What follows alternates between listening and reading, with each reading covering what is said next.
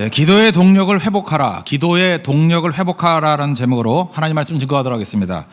우리가 살고 있는 이 시대의 대부분의 동력은 전기입니다. 전기 공급이 있기 때문에 우리가 모든 기계들이 돌기도 하고 지금 예배도 드릴 수 있는 거라고 생각을 합니다. 전기 공급이 차단이 되는 것, 그걸 정전사태라 그러는데 블랙아웃이란 말 들어보셨죠? 이게 전기가 나가버리면은 블랙아웃 현상이 벌어지는데 어떤 일이 벌어지겠습니까? 제일 먼저는 요즘에 다 자동문이죠. 문이 안 열린대요. 또 암흑이 돼버리고 신호등이 마비가 돼서 교통도 어려워지고 엘리베이터가 중단이 돼버리고 또 2시간 지나고 난 다음부터는 수돗물도 중단이 된답니다. 마실 물이 없고 뭐 변기도 내릴 수가 없고 가스 공급 중단되고 그다음에 병원의 의료 활동이 중단된답니다.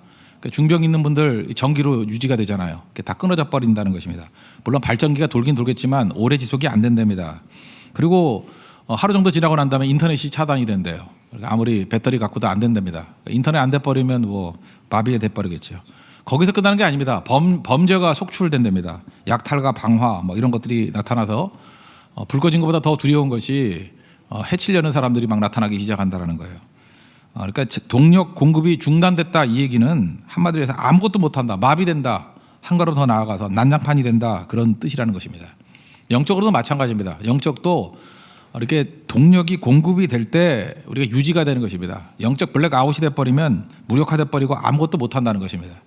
오늘 14절부터 17절까지 내용이 하나님의 전신갑주입니다. 6가지가 나오죠. 진리의 허리띠 뭡니까? 옷이 옛날에 너플너플했잖아요. 끈을 묶어야지 활동할 수 있었고 전투할 수 있었습니다. 우리나라 한복 보면은 이렇게 평화시에는 그냥 한복 입고 다녔잖아요. 그런데 홍길동 아십니까? 이렇게 막 묶지요. 여자분들도 한복 입었을 때 옛날에 그 명절 때 같은데 일할 때 뭐 이렇게 묶잖아요. 그래 활동이 가능한 거. 그러니까 진리로 묶어야 전투가 가능한 인생이 된다. 뭐 그런 뜻입니다. 의의 호심경, 옛날에 흉배라 그랬는데 이 가슴을 막는 겁니다. 이것은 가슴을 보호하는 것인데 의입니다. 의. 이거는 우리 의가 아니라 그리스도의 의, 십자가의 의가 나를 보호해 준다, 그런 뜻이고, 그 다음에 복음의 신이라 그랬는데 전파가 전제된다는 거예요. 복음은 가만히 있으면 힘이 없습니다. 이게 전파될 때 능력을 발휘하게 된다. 이게 복음의 신. 네 번째는 믿음의 방패. 마귀는 계속해서 우리를 공격합니다. 불화살로 공격을 한다는 거예요. 근데 불같은 시험이 있을 때 믿음이라는 방패를 갖고 있으면 막아낸다라는 것입니다. 그리고 구원의 투구. 계속해서 우리의 구원의 확신을 흔드는 마귀의 유혹이 있다라는 것입니다. 그때 구원의 투구를 써야 흔들리지 않는다. 마지막 6번째는 성령의 검, 곧 말씀이라 그랬죠. 마귀를 이기는 유일한 공격 무기가 말씀이라는 것입니다. 그래서 영적으로 마귀를 멸하기 위해서는 말씀의 능력, 다시 말해 성령의 검이 있어야 된다라고 하는 6가지입니다.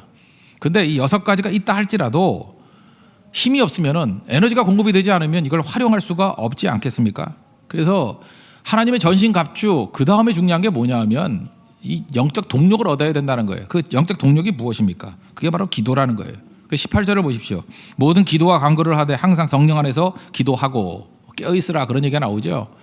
그러니까 이 성령 안에서 기도하고 있을 때 이 모든 무기들이 이 활용이 되는 것이고 하나님의 전신갑주를 통해서 우리가 이길 수 있다라는 것입니다. 그럼 우리가 무엇보다도 먼저 강조해야 될 것들이 뭐냐? 능력의 원천인 하나님과 연결이 돼야 된다는 거예요. 그러니까 능력의 원천이 하나님과 연결되는 방법이 무엇입니까? 그게 기도라는 것입니다. 여기 기도의 종류가 나오는데 18절을 다시 보시면 기도와 간구 이렇게 나오는데 이 기도의 종류에 대해서 좀 자세하게 설명되어 있는 것이 디모데전서 2장 1절입니다. 거기 보면은 간기도감, 그래서 간구, 기도, 도고, 감사, 간기도감 이렇게 4가지가 나오죠. 그러니까 간구라는 건 뭐예요? 우리 원하는 거 뭐 주십시오 이런 거예요. 간구. 기도는 릴레이션십, 관계를 위해서 하나님께 간구하는 거예요. 그 다음에 도고는 뭐 잘 알다시피 중보기도, 다른 사람을 위해서 기도해 주는 거. 감사는 중요한 형태죠. 찬양이 기도입니다. 하나님께 받은 거에 대해서 영광 돌리는 거. 그래서 간구, 기도, 도고, 감사 이렇게 종류가 있습니다. 이거 말고도 뭐 많은 종류들이 있다고 분석을 하는데 이거보다 훨씬 더 중요한 게 뭐냐? 오늘 핵심은 이거예요. 기도의 종류 따질 게 아니라 기도는 성령 안에서의 기도가 돼야 된다는 거예요. Pray in the Spirit. 성령 안에서의 기도가 될 때 이 하나님의 전신갑주가 온전하게 작동할 수 있다. 이걸 우리에게 말하고 있다라는 것입니다. 우리는 성령 안에서 이렇게 기도할 때 이게 강력한 기도가 된다라는 거예요. 우린 좋은 기도 이렇게 얘기합니다. 맨날 그 형태에 대해서 관심이 많아요. 어떤 때는 뭐 새벽 기도가 좋냐, 뭐 아침 기도가 좋냐, 뭐 저녁 기도가 좋냐, 뭐 철야 기도가 좋냐, 금식 기도가 좋냐.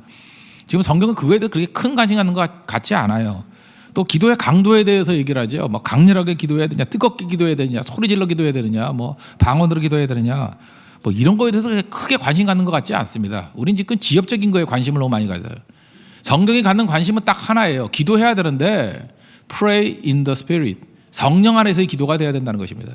그럼 성령 안에서의 기도가 무엇입니까?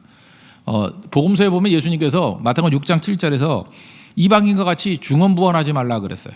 중언부언이 뭡니까? 같은 말 반복하는 거예요. 우리 한자 해석에 의하면 그런 거라 그러면 예수님이 겟세마네 동산의 기도에서도 반복했잖아요. 3번이나 같은 기도 3번 하셨잖아요. 그럼 예수님이 중언부언하신 겁니까? 그런 건 아닌 것 같지요. 그러면 중언부언하지 말라라는 건 뭐냐? 그 성령 안에서 하지 않는 기도가 중언부언이라는 거예요. 그러니까 중언부언의 정의는 성령 안에서 기도하는 거예요. 그래 중언부언하는 기도가 되지 않는다는 것입니다. 중언부언이라는 것은 성령 떠나서 자기 뜻대로 막 구하는 거, 그죠? 그게 중언부언이다 이렇게 말할 수 있다는 것입니다. 그러니까 성령 안에서 기도하는 게 뭐예요? 로마서 8장에 의하면 우리는 마땅히 구할 것을 알지 못한대잖아요. 이상한 거 구해요. 근데 성령께서 우리의 구할 바를 아시고, 그죠? 탄식함으로 우리를 위해서 간구해 주신다 그랬잖아요. 그러니까 성령 안에서 기도해야만 바른 기도가 되고 그게 하나님의 뜻에 합한 기도가 되고 능력 있는 기도가 된다는 것입니다. 그래서 이 기도가 있으면요, 이 하나님의 전신갑주 모든 것들이 활성화돼서 우리에게 힘을 주게 된다는 것입니다. 뭐 대표적인 거 성령의 검이라고 이렇게 단정지어 말한 이유가 뭐예요? 하나님 말씀이 있는데 그것이 성령이 붙든 검이 돼야지 능력이 있어진다라는 것입니다. 우리 히브리서 4장 12절 보니까 하나님의 말씀은 살아있고 활력이 있어 좌우의 날서는 어떤 검보다도 예리하여 혼과 영과 관절과 골수를 찔러 쪼개기까지 하며 마음의 생각과 뜻을 감찰한다, 이런 말씀이 나옵니다. 그러니까 하나님 성령 앞에 붙들림받은 말씀이 됐을 때 우리 쪼개나요. 성령 안에서 증거된 말씀이 되면요, 우리 안에 있는 악한 영들이 견디질 못합니다. 쫓겨나가게 되고요, 우리의 그 아픔들이 치유받게 되고 또 연약함들이 강력하게 변화가 된다는 것입니다. 그러니까 하나님 말씀은 성령에 붙들림 받아서 활용돼야 된다는 것입니다. 그러니까 이 필요한 게 뭐예요? 성령 안에서 기도, 이게 반드시 있어야 된다는 것입니다. 아주 뭐 간단한 예증을 하나 든다 그러면 하와이 사는 어떤 성도분이에요. 그 간증인데 뭐 우리 맨날 듣는 그런 얘기입니다. 어떤 여자 성도분이십니다.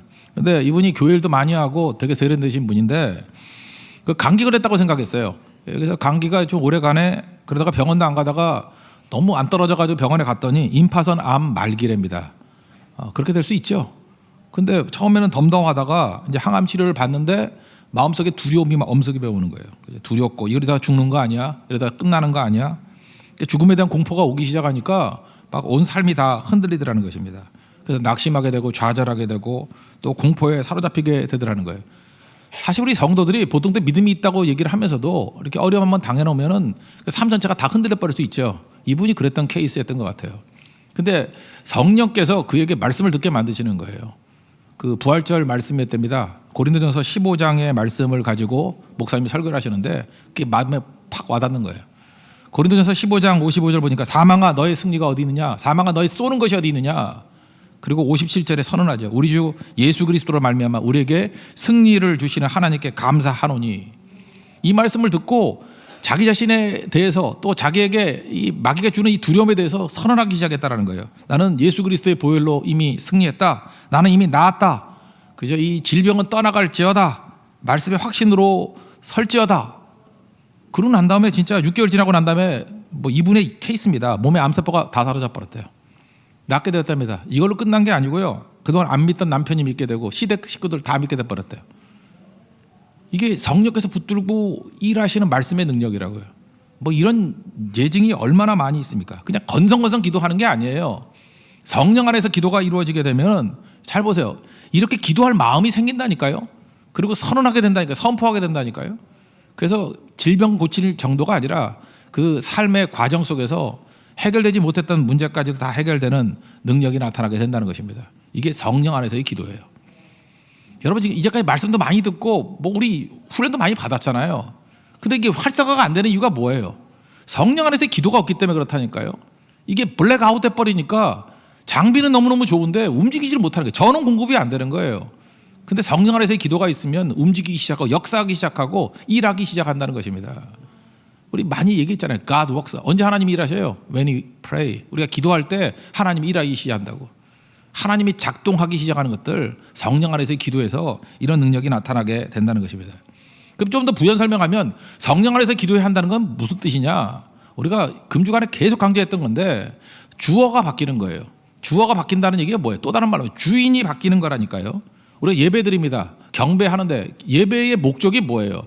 주어가 바뀌는 거예요. 내가 뭘 한다 해서 하나님이 뭘 한다로 바뀌는 거예요. 주인이 바뀌는 거예요. 내가 한다 해서 주인 되시는 하나님께서 무엇을 하신다, 이렇게 된다는 것입니다. 여러분, 세상은 계속해서 악한 마귀는 우리를 가짜되게 만들어요. 헛되게 만든다고요. 그래서 전원 공급도 되지 않는 곳에 꽂아놓고 마치 전원이 들어온 양 그러고 살아가고 있다는 거예요. 저도 그런 적이 있습니다. 노트북이 이게 다 떨어졌어요. 이게 배터리가.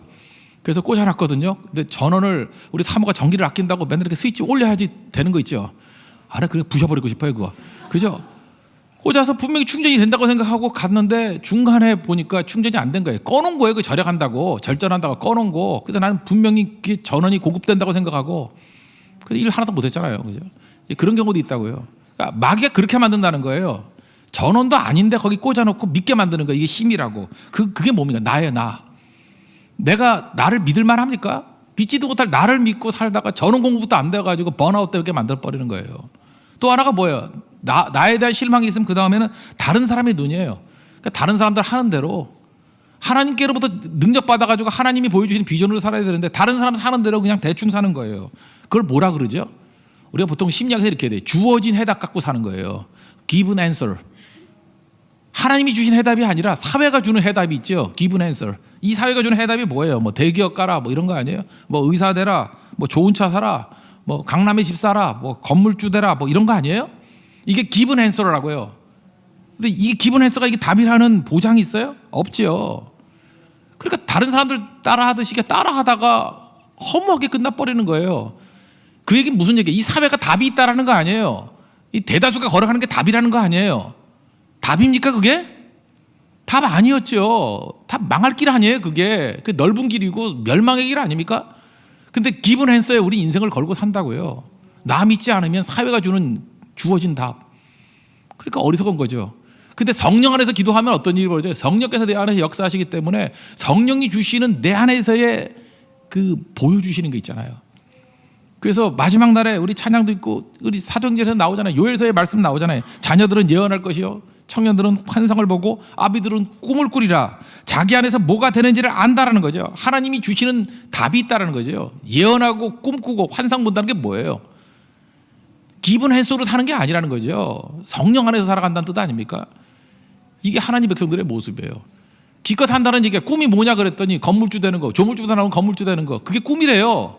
꿈이 뭐냐 그랬더니 공무원 되는 거래요. 그냥 안정적인 직업 갖는 거.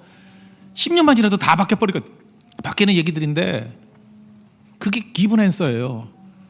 여러분 그렇게 살고 있지 않습니까? 그거 세상이 주어진 답 가지고 또 하나님을 또 알량하게 의지해요. 그 답 달라고. 그러니까 주님께서는 뭐라 그러냐 하면, 야 내가 능력을 없어서 못 주는 게 아니라 그건 답이 아니거든. 근데 왜 답이 아닌 거를 이루기 위해서 능력을 달라 그러니? 주실 리가 없죠. 그건 줘봐야 망하는 거니까. 주님께서 근원적인, 주님이 the answer, 우리 대답 되시잖아요. 하나님이 주신 답이 있어야지. 성령 안에서 기도가 있을 때 답 찾는 인생이 된다는 것입니다. 그래서 기분 앤서 아니면 다음에 사람들이 또 찾는 게 뭔지 알아요? 똑똑한 사람은 기분 앤서를 찾아가고 좀 그보다 좀 멍청한 사람은 익숙한 거 찾아다녀요. 그래서 맨날 가가지고 뭐냐 하면, 여러분 보세요. 여러분 어떻게 살아요? 익숙한 대로 살아가는 것이 우리 인생이에요. 그래서 어디 새로운 데 가면 제일 먼저 찾는 게 뭐예요? 익숙한 사람 찾아요. 어디 해외 여행을 가서도 제일 먼저 찾는 게 뭐예요? 어디 한국 사람 없나 그거 찾고 있고. 그죠? 선교 가서도 맨날 누구 아는 사람 없나 이거 찾고.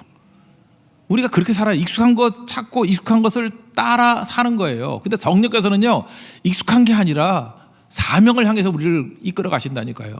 그래서 아브라함 불렀을 때 제일 먼저 하는 일이 뭐예요? 본토 친척 아비 집을 떠나 그러잖아요. 내가 내게 지시할 땅으로 가라. 익숙한 것이 아니다라는 거죠. 하나님이라는 거예요. 하나님. 그러니까 하나님께서 이렇게 우리를 이끌어 가시면, 성령 안에서 기도가 있으면요 이렇게 살아가는 거예요. 그래서 성령께서 주시는 진짜 답과 가짜 답의 차이가 있어요. 이게 허기짐이거든요. 우린 답에 목말라 있잖아요. 진짜 허기가 있고 가짜 허기가 있어요. 이 가짜 허기는 뭐냐? 여러분 아프리카 사람들 가난하다 그러죠. 지금 이 시대에 우리 지금 잘 산다 그러면 우리나라 사람들도요 이 더 허기를 느끼는 사람들이 많아요. 그 왜 영적 허기예요 그건. 그죠? 기본에서 답도 아닌 거, 익숙한 거 찾다니까 맨날 목마르지. 그 가봐야 그 답이 아니니까. 그래서 여러분 진짜 허기는요 아무거나 먹고 싶은 거예요. 먹으면 힘을 얻는 거예요. 근데 가짜 허기는 뭔지 알아요? 맨날 자극이 되는 거. 밤에 치맥 먹고 뭐 떡볶이 먹고 뭐 이런 거 먹는 거예요. 여러분 진짜 허기를 채우면은요 먹고 나면 행복해요. 여러분 먹고 나면 행복하신 분들은 진짜 배고팠던 거예요. 진짜 허기는 먹으면 행복하다라고 느껴요. 근데 가짜 허기는요 먹고 나자마자 기분이 나빠요. 그리고 곧 후회해요. 먹지 말았어야 되는데. 이거 다 가짜 허기예요. 여러분 밤 11시 넘어가지고 왜 잠깐 먹고 싶은지 아십니까? 배고파서 먹는 게 아니에요. 영이 허해서 그런 거예요. 영이 허해서. 그게 마귀 유혹이에요. 새벽기도 못 가게 하려고. 그거 아세요? 그 나를 갖다가 망하게 만드는 거예요. 그게. 그래서 당장 한다니까요. 먹으면서 과시겠다는 느낌을 받고요. 먹으면서 후회하는 거예요. 이거 아닌데. 그리고 기분이 나빠져요. 근데 진짜 허기는 뭐냐면 정말 내 몸에 필요한 영양분이 위에서 먹는 허기예요. 그럼 만족이 있다, 기쁨이 있다니까요. 저 이제 몸 얘기로 얘기했는데 영적으로도 마찬가지예요. 영적으로도 이것저것 해보십시오. 가짜 허기를 채우는 가짜 영들은요, 곧장 기분이 나빠져요. 죄 지어보세요. 기분 나빠져요. 그리고 안 했어야 되는데 이런 생각이 든다고. 근데 하나님이 주시는 그 영적인 체험이 있으면요, 만족이 있습니다. 기쁨이 있습니다. 그 길 걸어가라는 거예요. 다니엘서 1장을 보면 다니엘이 뜻을 정했다 그랬습니다. 뜻을 정했다는 게 뭐예요? 주인 바꿨다는 얘기예요. 이제 하나님을 주인 삼겠다. 주어가 바뀌는 거예요. 하나님이 주어가 되는 인생을 살겠다는 거예요. 그래서 뜻을 정하여 우상에게 드려진 음식 안 먹겠습니다라고 결심했죠. 그랬더니 9절에 하나님이 다니엘로 하여금 이제 주어가 하나님으로 바뀌어요. 뜻을 정하고 난 다음부터 이젠 다니엘이라는 이름이 없어요. 하나님이 주어가 하나님으로 바뀌고 주인이 하나님으로 바뀌어버려요. 그랬더니 그 다음부터 하나님이 일하시는 거죠. God works when he pray. 그죠? 우리가 기도할 때 하나님이 일하시기 시작하는 거예요. 그래서 그 뒤를 보면요, 다니엘서 1장 17절 보니까 하나님이 여기 보니까 지혜를 주셨으니 그 다음부터 하나님이 일하셔요. 하나님이 다니엘에게 지혜를 주고요, 모든 것을 깨닫게 알게 만드는 능력을 주셨어요. 또 2장 18절에 보니까 하나님이 그 다음에 그들로 하여금 구하게 하시니 기도의 제목까지 주는 거예요. 여러분들 성령 안에서 살아가지 않기 때문에, 우리가 하나님을 주인 되지 않기 때문에 우리 기도할 때 기도 제목이 생각이 안 나는 거야. 맨날 내가 주인이니까 내 거 위해서 구하는 거죠. 뭐 달라 조금 좀 커지면 가족 정도 그냥 뭐 이거 채워달라. 그래서 할 게 없는 거예요. 할 게. 왜냐, 스케일이 자기밖에 안 되니까. 근데 성령 안에서 기도하게 되면요, 내 안에 주인이 하나님이 되시고 성령이 되시니까 성령이 무엇을 구해야 될지를 알게 하는 거예요. 그래서 그 구함이 역사를 바꿔요. 그 구함이 시대의 흐름을 바꿔버린다고. 이 다니엘로 하여금 구하게 만들잖아요. 하나님이 이 은밀한 일에 대해서 불쌍히 여기사 다니엘과 친구들이 바벨론의 다른 지혜들과 함께 죽임을 당하지 않게 하기를 구하게 하시니, 이게 죽임을 당할지 이거 알았어요, 몰랐어요? 모르는데 하나님께서 이미 알려주신 거예요. 그걸 위해서 기도하도록. 이거는 인간이 찾을 수 있는 기도 제목이 아니에요. 이게 성령이 알려주시는 기도 제목이에요. 그래서 기도하는 스케일이 달라요. 역사를 놓고 기도해요. 세계를 놓고 기도하게 된다고. 이렇게 되는 거죠. 그래서 우리가 하나님 앞에서 제일 중요한 게 뭐냐면, 뭘 하느냐 안 하느냐의 문제가 아니라 하나님이 나의 주인, 누가 주인이냐, 이 싸움 벌이는 게 제일 중요하다는 거예요. 우리 지난 주간에 말씀을 나눴죠. 다윗이 성전을 지으려고 그랬습니다. 그랬더니 하나님께서 짓지 말라 그러죠. 짓지 말라 그랬던 논지가 뭐였냐면 역대상 22장 8절 보니까 너는 피를 많이 흘렸기 때문에, 크게 전쟁했기 때문에 안 된다, 뭐 이런 얘기였어요. 그랬더니 제가 어렸을 때 주일학교도 맨날 그렇게 배웠거든요. 하나님은 이게 고상한 분이라서 이 피 많이 흘리는 손, 그런 더러운 손 갖고 진 거 싫어한다, 뭐 이렇게 이해를 했다고요. 그렇지만 하나님께서는 다윗의 마음을 보시고 그 다음에 축복에 축복을 막 부어주셨다. 내가 볼 때 이거 완전 오독이에요. 그런 거 아니거든요. 피를 많이 흘렸다 그러면 뭐 솔로몬은 피를 안 흘렸나? 솔로몬도 전쟁 무지하게 많이 했어요. 피를 많이 흘렸다는 건 뭐냐면 내 피가 아니라 상대의 피잖아요. 승리했다는 뜻이에요. 옛날에 고대 사회에서는요, 승리하고 나면은 그 승리를 주신 신을 위해서 신전 지어준 거예요. 즉 다윗이 승리를 하고 난 다음에 그거 배워가지고 하나님 내게 승리를 주셨으니까 내가 하나님께 신전 지어드릴게요, 이 방식하고 똑같은 접근을 한 거라고요. 하나님께서 그때 그거 아니라는 거죠. 뭔 소리 하는 거야 임마, 네가 날 위해서 뭘 해주겠다고? 그러면서 뭐라고 얘기하느냐면 네가 주인이 아니라 내가 주인이야. 내가 너에게 해주는 거야. 그래서 하나님이 주인으로서 다윗에게 주시는 얘기를 쭉 합니다. 그러고 난 다음에 그 뒷부분에 뭐라고 나와요? 다윗이 이제 깨달은 거죠. 죽을 죄를 졌습니다. 내가 무엇이 간데, 우리 집안이 무엇이 간데 이렇게 큰 은혜를 베풀어 주십니까? 은혜 논리로 바뀌어요. 그래서 하나님의 은혜를 찬미하고 나는 종입니다. 하나님이 채워주시는 겁니다. 그래서 주인 바꾸는 싸움이에요, 그게. 그 성전 짓겠습니다 하는 그 사건을 통해서 하나님이 원하시는 게 뭐냐면 내가 주인이라는 것을 선포하시고 다윗은 그것을 인정하는 그 사건입니다. 또 거의 똑같은 그 플롯인데 아브라함과 창세기 14장에 나오는데 아브라함과 멜기세덱 얘기 아십니까? 멜기세덱은 히브리서에 더 자세히 나와 있는데 히브리서 7장 3절을 보니까 아버지도 없고 어머니도 없고 족보도 없고 시작한 날도 없고 생명의 끝도 없다. 그러니까 뭐예요? 하나님이라는 뜻이에요. 하나님. 그러니까 구약에 나타난 예수님이다 이렇게 표현을 합니다. 근데 조카 롯이 잡혀갔어요. 그래서 5개국 연합 그돌라오멜을 비롯해서 이 팔레스타인의 센 놈들 5명의 왕이 연합을 했거든요. 도시국가니까. 거기와 싸워서 이겼습니다. 그러니까 무슨 얘기예요? 아브라함이 무지무지하게 센 사람이 된 거예요. 왕들을 이겼으니 얼마나 센 거예요? 왕중왕이죠. 왕중왕이죠. 그때에 하나님께서 그에게 요구하셨던 게 뭐냐면 이거예요. 야, 너 왕들 이겼으니까 왕 노릇할래? 아니면 내게 경배할래? 이제 그걸 묻는 거예요. 너 왕 노릇할래? 아니면 나를 왕 삼아가지고 내게 경배할래? 누가 주인이야? 똑같은 싸움이에요. 그때 아브라함이 했던 일이 뭐예요? 살렘 왕 멜기세덱에게 11조 드리죠. 경배 드리죠. 나의 주님이십니다. 그 얘기예요. 나는 종입니다.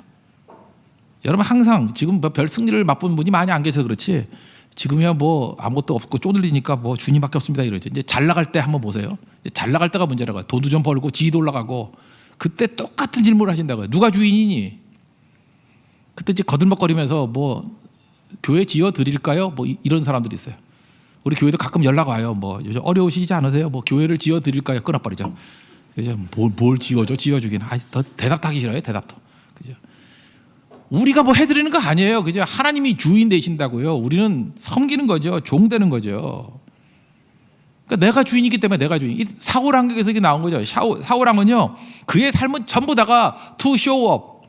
뭐 요즘에 그 소통이 아니라 쇼통이란 말 많이 쓰대. 사울왕은 100% 쇼통이에요. 쇼통. 그죠? 사람들에게 보이려고. 계속 보이려고. 그래서 사울왕이 움직였던 게 뭐예요? 하나님 앞에서의 삶이 아니에요.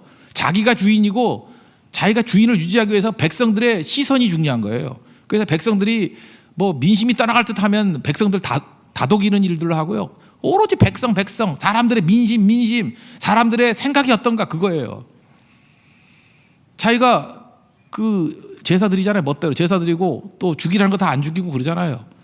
그 불순종하고 난 다음에 사무엘상 15장 30절에 보니까 범죄했어. 그렇게 얘기를 하니까 이렇게 얘기를 해요. 청하옵건데 그래 나 범죄한 건 맞는데요. 그리고 사무엘이 이렇게 합니다. 내 백성의 장로들 앞과 이스라엘 앞에서 나를 높이사. 이 미친놈은요 끝에까지 계속 관심이 뭐냐면 사람들 앞에서 망신당하는 게 싫은 거예요. 내가 잘못한 건 인정하겠는데 그래도 사무엘 선지자님 나를 백성들 앞에서 좀 높여주시고 그 다음에 나와 함께 돌아가서 내가 당신의 하나님 여호와께 경배하게 하소서. 내가 선지자 사무엘이 인정하는 왕이라는 것을 좀 많잖아요. 이게 쇼업하게 해주세요. 이렇게 뻐기게 해주세요. 이 정신 나간 놈 아니에요? 지금 하나님 앞에 엎드려야 될 상황에서 자기가 종인데 끝까지 자기가 주인이에요. 자기가 쇼업하는 거에 인생을 거는 거라고. 이러니까 그 다음에 뭐라고 나오죠? 다시는 사무엘이 사울 쳐다도 안 봤대요. 이게 마지막 만난 거예요. 안 만났어요. 버린 거죠. 그러다가 31장에 가면요. 이는 사람 앞에 살아가니까 이제 죽을 때가 됐어요. 원래 길보아 전투는 나가면 안 되는 거거든요. 이것도 왜 나갔냐? 체면 때문에 나갔어요. 마지막 전쟁, 죽는 전쟁이거든. 자기도 죽고 요나단도 죽고 아들까지 다 죽어버리잖아요. 그 길보아 전투인데 거기 왜 나갔냐 하면은 쇼오버 하려고. 그저 이렇게 자랑하려고. 체면 때문에. 거기 나가가지고 죽게 됐습니다. 거기도 죽을 때도 어떻게 죽는지 알아요? 사무엘상 31장 4절을 보니까 그 옆에 병기 든 사람이 있었거든요. 이제 쫄병이 하나 있으니까 내 칼을 빼어 그것으로 나를 찌르라. 이유가 뭐냐? 저놈들이 나를 죽여서 내가 모욕당할까 두렵노라. 여러분 죽을 때가 됐으면 우리는 어떻게 해야 됩니까? 사람이 보이면 안 되고 하나님이 보여야 되잖아요. 하나님 내가 죽을 죄 졌습니다. 살려주세요. 용서해 주세요. 나를 불쌍히 해주세요. 그래야 되는 거 아니에요? 이놈은 이제 죽기 직전까지도 뭐냐 하면 계속 쇼업이에요. 쇼업. 모욕당할까 봐 두렵다고. 사람들 눈이 두렵다고. 여러분 죽을 때도 화장하고 죽을 거예요 이렇게? 잠깐만 그러면서 유언하기 전에 화장할 거예요? 그렇게 사람 눈이 중요한 거예요. 지금 교회에서도 보면 이 바보 천치들은요, 맨날 사람 눈만 의식해요. 하나님 앞에 설 줄을 몰라. 교회 와서도 주님을 만나고 가야 되는데, 하나님을 만나고 가야 되는데, 누구 만나고 가는 거예요? 누가 어떻게 쳐다보지 않나? 누구 왔나? 그 쳐다보고. 그래, 가짜 인생을 사는 거죠. 그게 사울이에요, 사울. 사울이 남 얘기라고 생각하십니까? 우리 얘기예요, 내 얘기예요. 맨날 쇼업 하는 거예요. 쇼통하는 거예요. 헛된 인생이라는 거죠. 하나님 앞에 설 줄 알아야죠. 그 자살했어요. 구약에 보면 자살하는 사람이 5명 나오는데 전부 다 끝까지 인정이 뭐냐 하면 사람들 앞에서요. 쇼업하다가 끝나는 거예요. 하나님 앞에 서야죠. 바리새인의 문제가 뭐예요? 맨날 쇼업하잖아. 쇼업. 남들이 보는데. 여러분 마태복음 6장 1절에 말씀 나오죠. 사람에게 보이려고 굳이 하지 마라. 사람에게 보이려고 기도하지 마라. 사람에게 보이려고 금식하지 마라. 사람에게 보이려고. 그럼 뭐예요? 하나님 앞에서죠. 하나님 앞에서. 성령 안에서 기도가 있는 사람들은 사람 앞에서 서지 않습니다. 하나님 앞에 서 있는 인생이 되는 거죠. 그래서 하나님 앞에 서 있으면 하나님께서 나의 주인이 되시기 때문에 아까도 얘기했죠. 첫 번째 꿈꾸기. 성령이 주시는 꿈을 꾸기 시작해요. 스케일이 다르죠. 우리 코이 물고기 얘기했잖아요. 이거는 그릇에 따라 크기가 달라진다고. 조그만 그 어항 같은 집어넣으면 뭐 5cm, 좀 큰 데 가면은 10cm, 넓은 데 가면 25cm. 달라진대요. 그릇의 스케일에 따라서. 우리가 하나님 안에서 성령 안에서 기도하게 되면 하나님 수준의 스케일로 커진다니까요. 꿈꾸기 시작해요. 자녀들은 예언하고 청년들은 환상을 보고 아비들은 꿈을 꾸리라. 그래서 꿈꾸게 된다고요. 그리고 그 다음에 나타나는 현상이 뭔지 아십니까? 우리 19절 20절을 보니까 나오잖아요. 나로 입을 열어 복음의 비밀을 담대히 알리게 하옵소서. 내가 쇠사슬의 메인 사신이 되었다. Ambassador in chain. 내가 사신인데 이 사슬에 묶여 있다. 그러나 복음이 증거되기를 원한다라고 하면서 사명에 대한 이야기를 하잖아요. 사명에 대한 이야기. 사명자가 되게 해달라 그런 뜻이죠. 여러분 사명자가 되면요, 이렇게 하나님 앞에서 영적으로 충만해지면요, 그 위험이 생깁니다. 위험. 그 위험이 그게 보통 위험이 아니라는 거예요. 다니엘을 보세요. 다니엘이 그 하나님 앞에 기도했죠. 성령을 해서 기도했죠. 그랬더니 사람 눈치 안 보죠. 뭐 사람들이 함정을 팠는지 안 팠는지, 뭐 조서에 어인이 찍혔는지 안 찍혔는지 별 신경 안 써요. 주 앞에 살아가요. 그랬더니 사자굴에 집어넣잖아요. 사자굴에 집어넣었더니 사자가 깨갱되는 거죠. 입을 못 열어요. 저는 이걸 이렇게 생각했어요. 하나님께서 그 입을 막으셨다. 그것도 맞겠지만 기도의 사람이 가면요, 이게 사자들조차도 겁먹을 수 있다라는 거를 알아야 돼요. 제가 그 내셔널 지오그래픽 보니까요, 거기에 그 마사이족이 나오는데, 마사이족이 고기 먹고 사는 애들이에요. 마사이 모르세요? 마사이족. 근데 사자가 사슴 같은 걸 하나 잡았어. 잡았는데 그걸 뺏어 먹는 거야, 하이에나 같이. 그랬더니 어떻게 하느냐면요, 그 청년 한 10명 정도가 가더니만 이렇게 막 이상하게 표현을 하고 막대기 막 점에서 발길로 쾅쾅쾅쾅 이렇게 소리 질러요. 그랬더니 저거 뭐 하는 짓인가 그랬더니 사자가 그 기에 눌려가지고 사슴 버리고 도망가더라고. 그래서 그 사슴 잡아다가 지들끼리 또 구워 먹고 그러더라고요. 감동도 안 하는데 난 감동적이었어요. 저 사자 맞나 저거. 근데 이 똑같은 거에 대해서 제가 믿어지지 않았는데 그 유튜브를 찾아보니까 나온 게 그 SBS에 옛날에 나왔던 거라 그러는데, 개장수의 위험. 여기서 우리 교회 그 카톡방에다가 하나 올려놨어요. 개장수의 위험. 전남 영암에 있는 건데 그 있었던 일이라 그러는데 보신 분도 있을 거예요. 저는 개를 사랑하는 사람이기 때문에 이 내용 자체는 굉장히 기분이 나빠요. 그렇지만 이런 부분도 있구나 하는 걸 느꼈어요. 개장수가 있거든요. 개삽니다 하고 하는데 그 영암에서 가장 무서운 도사견들, 막 이빨 보이고 막 침 지지 흘리고 보기만 해도 무서운 개들 있잖아요. 막 덤비고 막 하는데 이 개장수가 가니까 꼬리를 감추면서 오줌을 지질 싸요.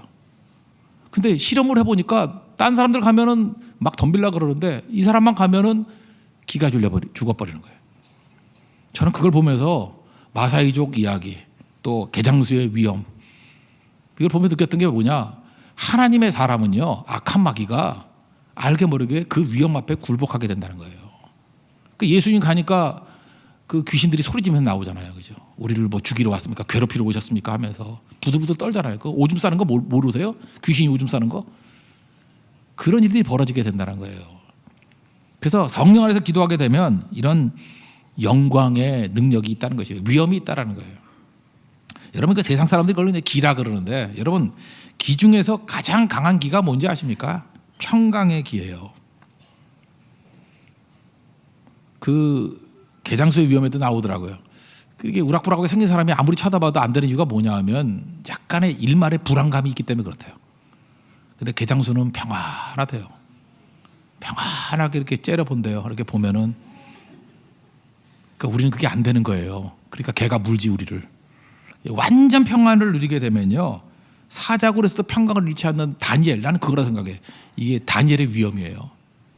사자를 보고 평안함이 임하게 되면요. 그 절대 평안 앞에서 가는 거예요. 여러분 마귀가 역사하게 되면요. 두려움이 있습니다. 흔들림이 있어요. 근데 하나님 안에서 세상이 주지 못하는 그 예수님만 주시는 절대 평안이 있다 그러잖아요. 평안을 내가 너에게 끼시노니 하잖아요. 그 평안이 임하게 되면 마귀는 무력하게 돼버립니다. 성령 안에서 기도해서 이렇게 승리할 수 있는 우리 하나님의 종들 되기를 바랍니다. 그리고 성령 안에서 기도하게 되면 또 한 가지가 뭐냐? 제가 볼 때 그 아버지의 기다리는 마음이 생겨요. 그래서 영혼들을 살리는 게 있다고요. 여러분 걸음마 배워 보셨죠? 여러분 어린아이들 제가 어저께도 한번 물어봤어요. 애가 언제부터 걷습니까? 그랬더니 한 뭐 1년 지나면 이렇게 서고 걷는다 그러대 조금씩.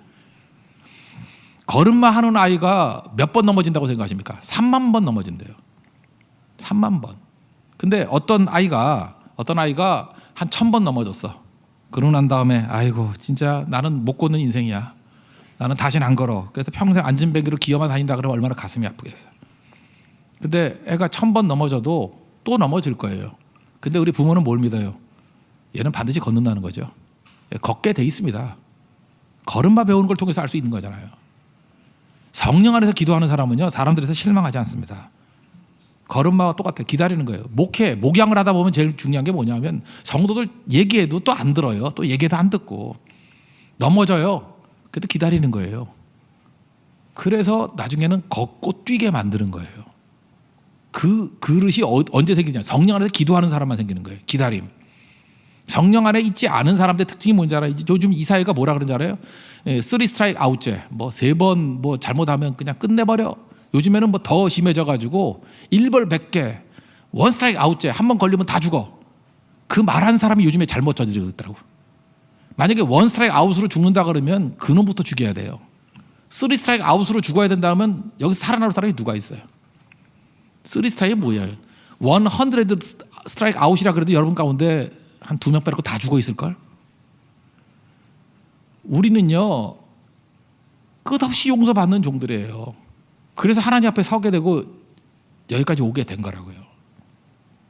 이걸 성령 안에서 기도가 뭔지를 모르는 사람이 보면 그래요. 교회가 저러니까 사회가 무너지는 거지. 맨날 용서만 한다 하니까 사회가 이 꼴이 되지. 여러분 하나님의 사랑을 맛본 사람은요, 제가 볼 때 이론적으로는 70번씩 7번 죄를 져도 용서해 준다 그러는데 그렇게까지 안 가요. 한 2-3번 넘어져도 죄가 얼마나 지긋지긋한데, 얼마나 괴로운데 그렇게 못 살아요. 탕자가 용서받았어요. 탕자가 또 죄 지을까요? 나 지을 수도 있다고 생각해요. 1번 정도, 2번 정도 더. 나보다 평생에 3번 이상 다시 타락하면 인간도 아니야. 그럴 수 없어요. 그게 기적이에요. 여러분 사랑과 용서의 기다림이 얼마나 무서운지를 몰라서 그래요. 그렇게 못해요. 여러분들이 부모님 속일 수 있죠. 몇 번 속이겠어요? 100번 속여요? 그건 인간도 아니에요. 1번, 2번 넘어갈 수는 있지만 결국 그 기다리는 사랑 앞에서 굴복하고 깨지게 돼 있다는 것입니다. 그러므로 우리가 해야 될 일이 뭐예요? 사랑에 대한 확신이에요. 성령 안에서 기도하게 되면 사랑 안에 확신이 있다고. 그래서 넘어져도 되는 인생이 된다고요. 넘어져도 되는 인생. 우리 요한복음 5장에 보면 38년 된 병자 보십시오.